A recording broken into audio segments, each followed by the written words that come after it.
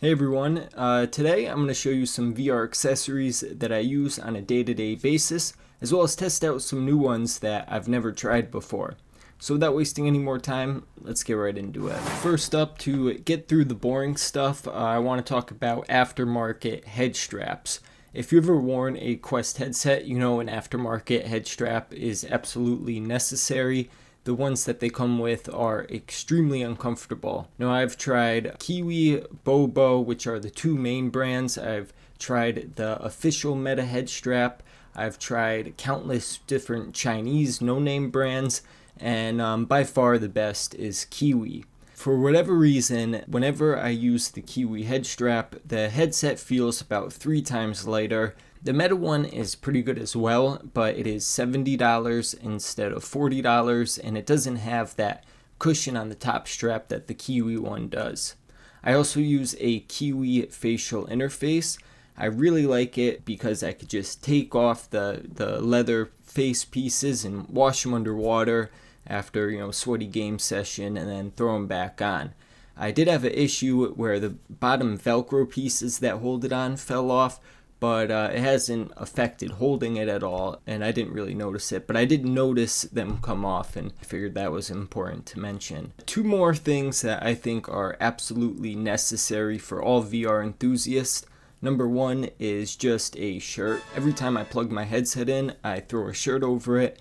It makes it so easy to protect it from the sunlight, but then also have access to it. The other thing that is absolutely 100% necessary to me are rechargeable batteries. If you just go to like a Walmart or Costco or whatever, they sell the whole kit for like $20. Alright, now there's somewhat more exciting stuff, starting with air bridges. I'm not going to pretend to be a master of networks and know all the tech that is behind the air bridge, but essentially it's like a dedicated router for your headset that will just give you a better connection whether you're playing multiplayer games or you're trying to play PCVR wirelessly. I have 2 air bridges. One is the D-Link air bridge, which is the official one on the Meta website that they recommend. The first time I ordered it was when they first came out with it, and mine was dead on arrival. I got another one for this video, and it wouldn't connect to my computer.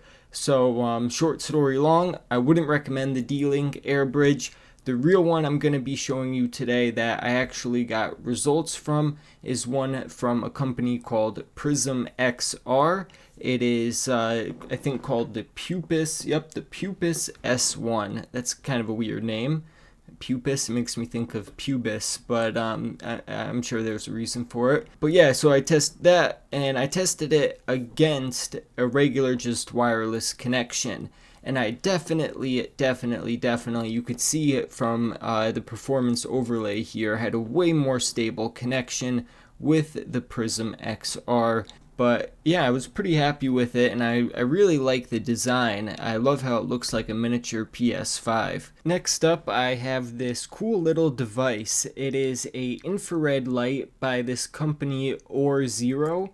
And essentially what it's for is to make it so you could use your headset in darkness. You have infrared lights in your controllers and in your headset, I guess, and that's how tracking works. But in the dark, it doesn't work. So this projects infrared light, and I played a game of Contractors in complete darkness, and I didn't have any tracking issues. I don't know if I will ever use it again because I never want to play in the dark, but for someone who does, it's a cool accessory. So this new company, AMVR, they're starting to get known in the VR space. They sent me over 3 things. One is their golf attachment that you put your controller in and it makes you feel like you're golfing. They sent me these 2 pistol gun stocks, and they sent me these controller covers. Starting with the controller covers, they're nice, they feel high quality, but personally I would prefer to have just my regular controller. They have some features that I think could be useful, like they have this little tab that pulls the battery out of your controller. I'm always annoyed whenever I have to change the batteries in my controllers, and I can't get the battery out, so I might use that to just put like a ribbon in my controller batteries so they could easily be removed. And they are, like I said, they're nice, they're high quality. I just personally prefer the feeling and whatnot of the traditional controller. Next are these pistol gun stock things.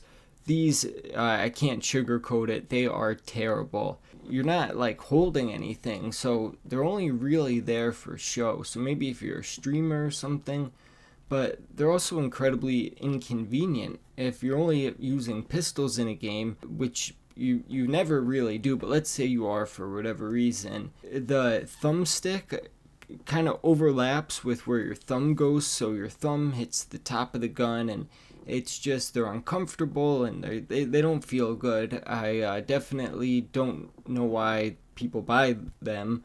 They make no sense. But on a positive note, their golf grip accessory makes you feel like you're holding a real golf club, I think is incredible. I think about those rich guys who will buy like a golf sim. This is 1,000 times better. And even though in the past I didn't play a lot of golf, this is something I enjoyed so much that specifically because of this accessory, I bet I'm going to be playing a lot more golf games.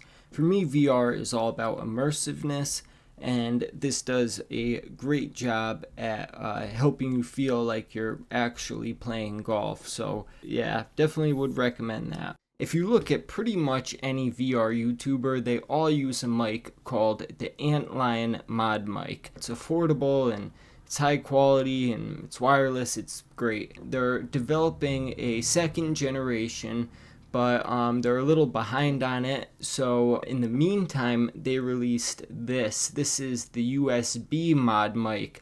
And now in the Quest, you could actually use a USB mic. Right now in experimental setting that has to be turned on, and since you don't have a USB, you have to use a USB to USB-C adapter, but then you could use this super high quality mic with your Quest. I had some other cool accessories I was gonna cover, but I'm like extra tired and my eyes all fucked up, so I'm not gonna do them in this video. But this video has been a long time in the making, so I just wanted to get it out.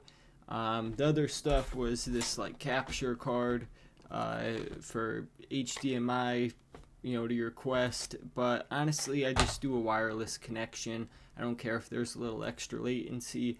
The other thing was this gun stock. It's from iStock. They sent it to me a while back, and the owner's really nice, and it's a cool company. They 3D print their gun stocks, but I personally I hate using it. So yeah, that's it. If you have any questions, let me know in the comments. Thanks for watching, guys. I'll see you next time.